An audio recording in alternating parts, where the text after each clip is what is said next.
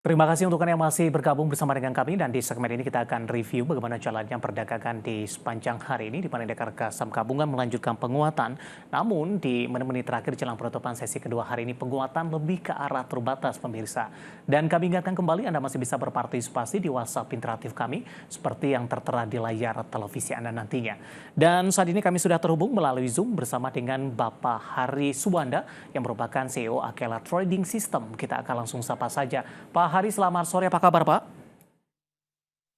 Selamat sore Pak De, luar biasa. Terima kasih undangannya. Ya, terima kasih juga Pak Hari sudah meluangkan waktu di IDX Channel. Pak Hari, hari ini indeks harga saham gabungan masih melanjutkan penguatan, Pak. Meskipun di sesi pertama pada pagi tadi sempat bergerak di zona merah, berbalik ke arah mengalami penguatan yang cukup signifikan. Secara intraday, hari ini bahkan sempat menembus di level 7.302, namun lagi-lagi level ini tidak mampu dipertahankan. Penguatan lebih ke arah terbatas di menit-menit terakhir jelang penutupan sesi kedua hari ini. Analisis Anda secara teknikal, Pak Hari, IHSG tampaknya belum mampu bertahan di level 7.300-an di tengah penguatan yang terjadi.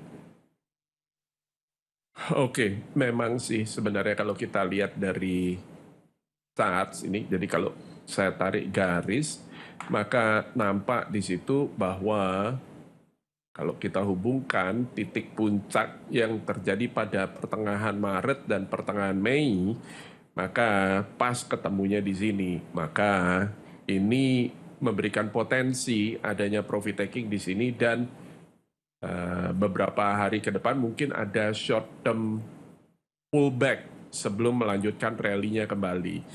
Nah, akan tetapi secara konstruksi teknikal, ketika IHSG mengalami penurunan seperti ini mulai dari pertengahan Mei sampai pertengahan Juni, kemudian dilanjutkan rebound melampaui lebih dari 50% daripada penurunannya ini, maka ini adalah konstruksi yang sangat positif dan besar peluangnya IHSG untuk medium term ke depannya ini bisa melanjutkan bull marketnya kembali. Seperti itu, Pak D. Baik, artinya kalau secara teknikal ya. Artinya peluang untuk IHSG kembali ke 7.300-an bahkan berpeluang kembali paling tidak mendekati level all time high-nya sampai dengan akhir 2024 cukup terbuka lebar, Pak Hari. Ya, jadi ini kan memang ada kemungkinan akan ada retracement sedikit gini, minor pullback sebelum dia melanjutkan rally kemudian ngebreak 7.300 yang kita tunggu-tunggu itu tentunya ya. Nah, jadi kira-kira seperti itu Pak De. Dari sisi support mungkin Pak yang bisa diwaspadai dan mungkin harus diperhatikan di tengah laju penguatan indeks harga saham gabungan. Ya, kalau kita bicara support, maka level 7149 ini kemarin itu adalah resisten di sini, resisten yang paling dekat. Dan ini kan sudah di break, sudah berhasil ditembus. Secara teori, apabila ada resisten yang berhasil di break seperti ini, maka resisten tersebut sekarang berubah menjadi support. Dengan demikian, maka saya bisa tentukan di sini ini adalah 7149. Itu support. Oke, 7149 dari sisi level support yang bisa diperhatikan pemirsa. Sementara di penutupan sesi kedua hari ini ditutup di level 7.269. Perbankan Big Cap hari ini menjadi motor penggerak indeks harga saham gabungan Pak Hari. Meskipun di penutupan perdagangan sesi kedua penguatan dari saham-saham perbankan Big Cap ini lebih ke arah terbatas kecuali BBNI yang hari ini masih melaju kencang di atas 4%. Saya mau ke BBRI terlebih dahulu Pak, analisis Anda dengan penguatan yang terjadi hari ini, peluang BBRI untuk kembali tembus di atas level 5.000 kembali dalam jangka pendek dan menengah.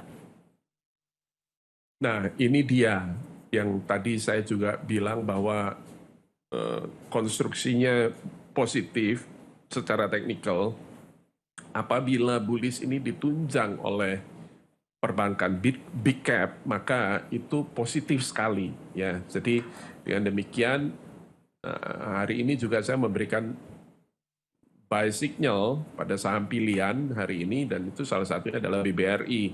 Dan peluangnya BBRI ini adalah 5.100, titik terdekatnya 5.225 bahkan ya, target target kita itu adalah 5225. Nah, jika 5225, maka pertanyaan Pak Dev tadi, apakah ada peluang untuk menembus 5.000 ya? Tentunya Ya, besar peluangnya untuk itu. baik, target Ya, terdekat di 5.100, target selanjutnya di 5.225 BPRI, penutupan hari ini 4870, intraday hari ini sempat di 4930. Lagi-lagi keputusan investasi tetap ada di tangan pemirsa IDX Channel. Selanjutnya untuk BBNI, Pak hari ini ya, menguat jadi signifikan Kak, sendirian Pak. Dari sisi valuasi mungkin BBNI bisa dikatakan terjangkau dibandingkan dengan perbankan big cap lainnya. Analisis Anda? tempo hari pada waktu pertemuan kita yang beberapa minggu yang lalu, pada waktu itu kan lagi crash-crashnya parah itu pada waktu itu.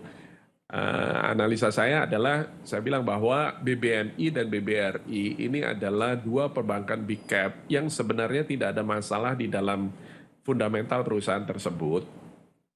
Dan karena koreksinya sedemikian dalam, maka valuasinya itu sangat atraktif. Dan sekarang saham-saham tersebut mulai rebound. Yang lain sudah rebound duluan, tapi ini belakangan kan dia baru mulai rebound ini. BNI dan BRI. Nah, dengan demikian maka saat ini untuk peluang trading juga yang kedua di dalam saham pilihan yang saya ajukan hari ini itu adalah BBNI, dan BBNI saat ini di 4860, target terdekatnya BBNI itu adalah 5.100 juga, dan 5225 juga sama. Ya, nah resisten berikutnya ada di 5275 di sini. 5275 ini adalah resisten terdekat berikutnya. Jadi ini jauh Pak Dev. Ya. Ya, kenapa? Karena titik tertinggi pertengahan Mei itu adalah 5275. Jadi saya bisa bilang bahwa resisten berikutnya ada di 5275 ini ya. Oke, analisis untuk BBNI pemirsa hari ini melaju kencang di atas 4%. Terakhir untuk perbankan Pak, pertanyaannya adalah bagaimana Anda melihat outlook-nya di 2024 dengan sisa beberapa bulan ke depan. Anda tadi katakan peluang all time high masih terbuka cukup lebar. Apakah memang rilis kinerja kuartal kedua nantinya masih akan sesuai dengan ekspektasi pasar meskipun sedikit mengalami perlambatan, dan juga peluang dari Bank Indonesia akan memangkas suku bunga acuan di kuartal 4 nanti? Ya, peluang BI untuk memangkas suku bunga ini didukung oleh peluang The Fed juga akan memangkas suku bunga pada bulan September nanti. Dan dengan data inflasi yang terakhir ditambah dengan data angka pengangguran Amerika yang sedikit lebih tinggi daripada ekspektasi. Jadi sekarang sudah di 4,1%. Ini adalah angka pengangguran yang tertinggi sesudah COVID ya, sesudah recovery dari COVID. Dan dengan demikian maka jelas ekonomi Amerika saat ini sudah slow down, inflasi sudah turun sesuai harapan, maka tidak ada alasan untuk tidak menormalisasi suku bunga ke level yang lebih longgar. Ya, tidak perlu seketat ini. Dan pasar sudah mengantisipasi bahwa itu akan terjadi nanti pada FOMC September. Dan tentunya berarti kuartal 4, nah, BI juga akan ikutin itu. Ya. Oke. Baik Pak Hari, analisis dari fundamental dan teknikal semoga bisa menjadi referensi bagi pemirsa IDX Channel.